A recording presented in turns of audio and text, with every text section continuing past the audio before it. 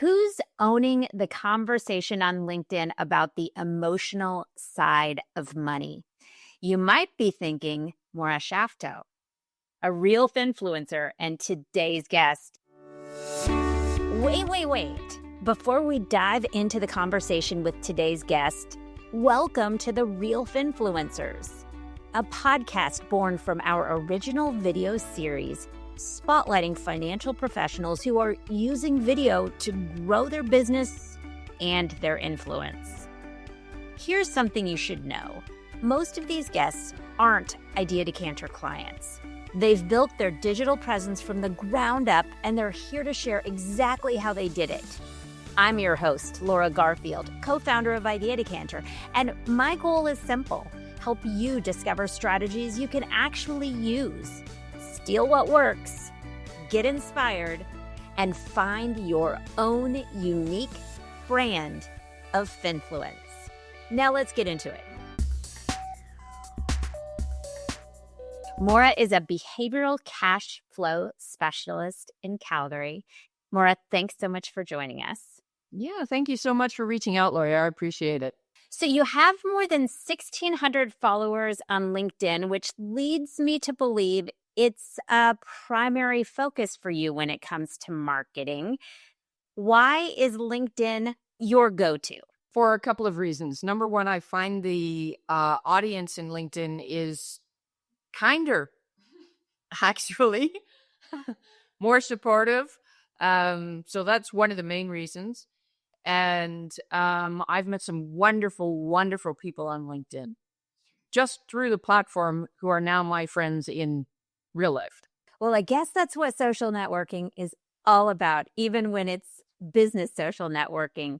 So let's cut to the chase. I want to share some video that you've created. I want to talk about your strategy on LinkedIn. But before I do that, the whole purpose of video marketing is to have an end result beyond getting your videos viewed. And that is the business case of video marketing and it really moving the needle for you.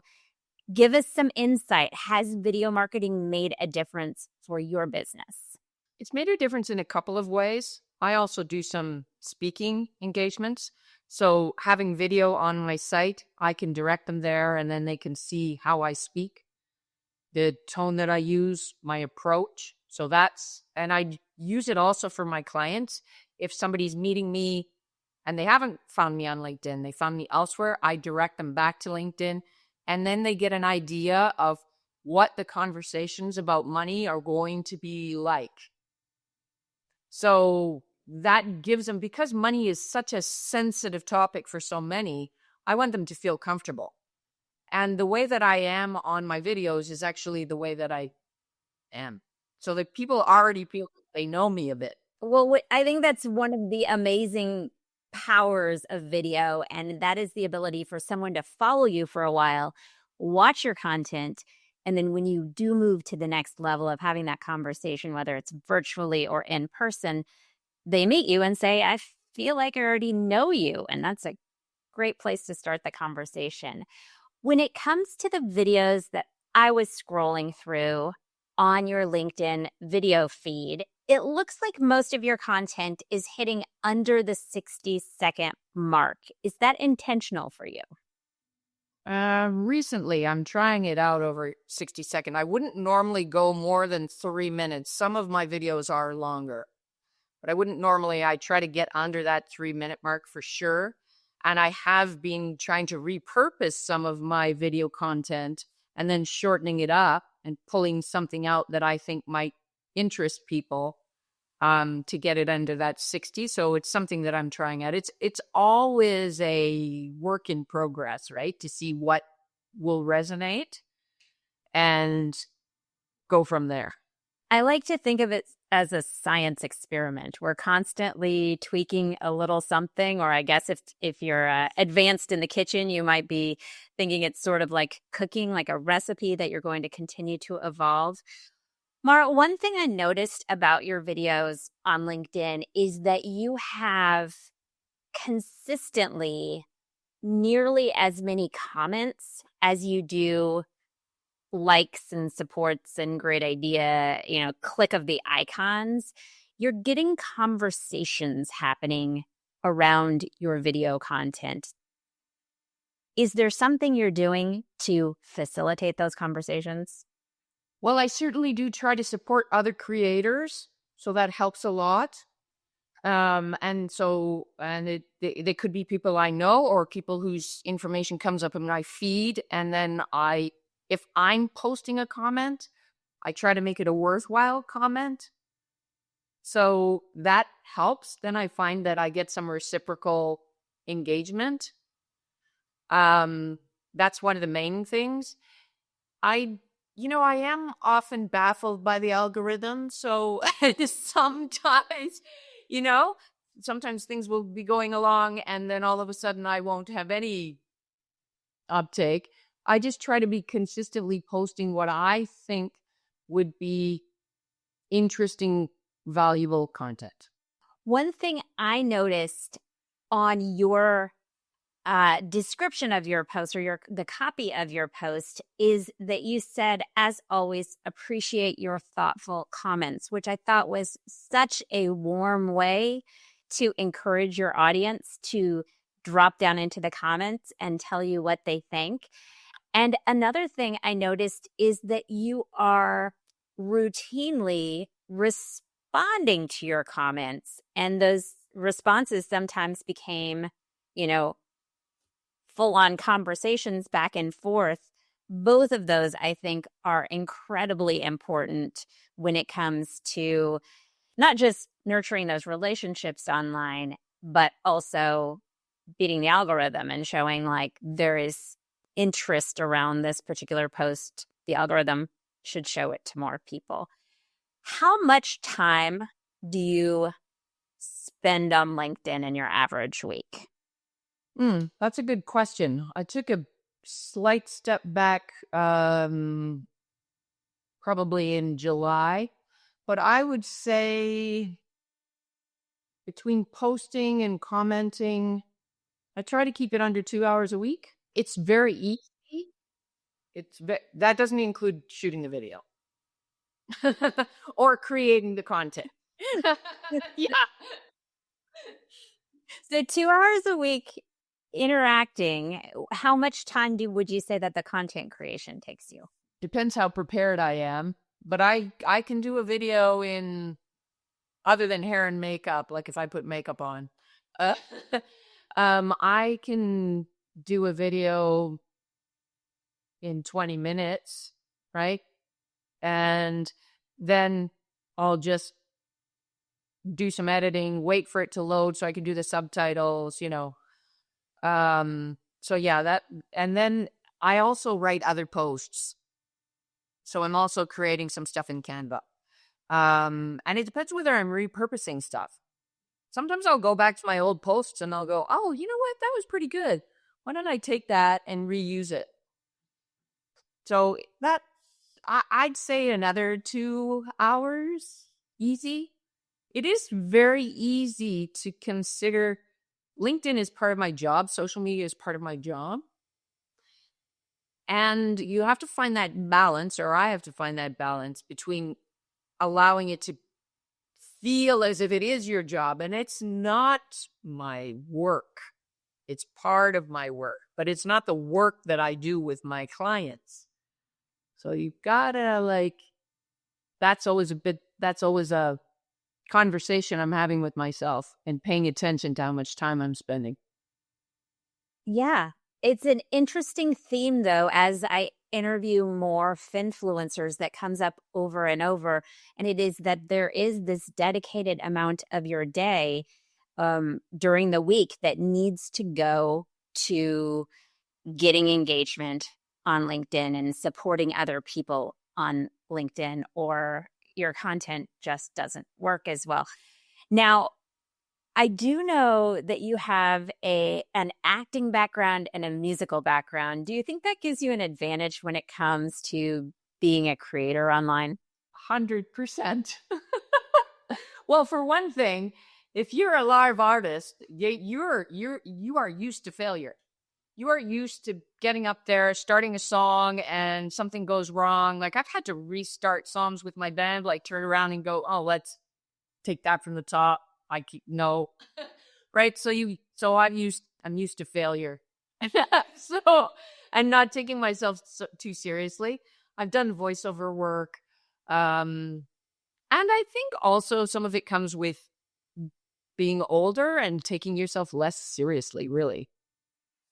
Let us look into kind of the secret sauce behind Maura creating video content. Tell me a little bit about the process you take. And I know you're not using a teleprompter and you're not necessarily memorizing a script. How are you getting your messaging together? Right. So depending on whether it's a really short, if it's short, like 30 seconds or whatever, I'm just probably out somewhere turning the phone around, right? And I may do that a couple of times. But if I'm doing a longer video, 1 minute, 2 minutes, 3 minutes, and I'm thinking of a particular topic, let's say I'm talking about biases and heuristics or something, I'll do some reading about the topic, refresh myself, write down what I want to say, rehearse it a couple of times, sometimes in front of the camera, sometimes not. Then I turn the camera on and just shoot. And then if it's bad, I just stop the camera and restart, right? Unlimited do-overs with our phone. And what about your post-production hacks? So once that video is recorded, any platforms you love that other people might be interested in? I use Kapwing, Kapwing, and I use their pro version, which is still super affordable. It's really affordable. And you can shoot right in that. So if I can open up my laptop, shoot right in there, and everything that I need is there. So there's an editing tool. I can, they have a tool called Smart Cut, so you can take all your little pauses out, right? If you want to. You can do your subtitles, you can add graphics, I keep things pretty simple, but you can do way, way, way more things. And that's what I use. It's been really successful for me. And I will then wait for it to load because it's a web-based platform. And sometimes, you'll have to wait a little bit and I just go and do some other work. And then that's it. It's easy. It sounds easy, or at least you make it sound easy. But those platforms really are built to be very user-friendly and help you create video content. So if anyone out there is considering doing what Maura's doing, check out those platforms like Kapwing.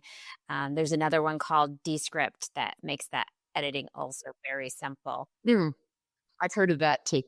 So, Maura, one last question for you. And I know I asked you this at the beginning about the business results that you've gotten from, let's say you're spending 2 hours a week creating content, 2 hours a week engaging with content on LinkedIn. So, not 40 hours a week of your time, but a significant amount of your time. What can you quantify that for us in business growth? Could you put a number on the percentage of your business that has grown because of these efforts with video? That's a good question. I don't know if I've actually sat back and thought about it in exactly that way. I'm just going to say one thing before I answer that question. Shooting video about topics that I talk about and teach about all the time makes me better at what I do. More confident, able to respond on the spot, 100%. I would say as I'm moving forward, more people are reaching out to me. Not everybody who reaches out to me is going to be an appropriate client for what I do. But it is improving all the time.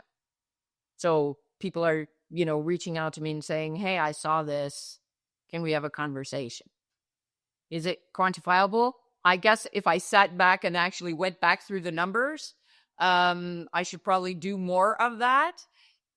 And my first goal when I started doing video was to get better at what I was doing, get better at my messaging, get more consistent with my messaging. And so I'm now I feel I've met those goals. And now I'm looking at, okay, how do I actually turn this into more consistent messaging? Because you want people to be able to approach you, and you want them to understand that you can help them solve a problem that they have without hitting them in the face and jumping into their DMs and crawling all over them, right? Like that's not my approach at all. Especially with money, as people are already freaked out about money. Yeah. It's a hard topic to talk about. It's a hard topic to get people to open up about. And you're absolutely right. Like video marketing doesn't have to be the hard sell. It can be a very soft, continuous drip. And then when someone needs you, you've been in front of them enough and they know to reach out. Well, we'll leave you with this, that if Maura can do it, you can do it too.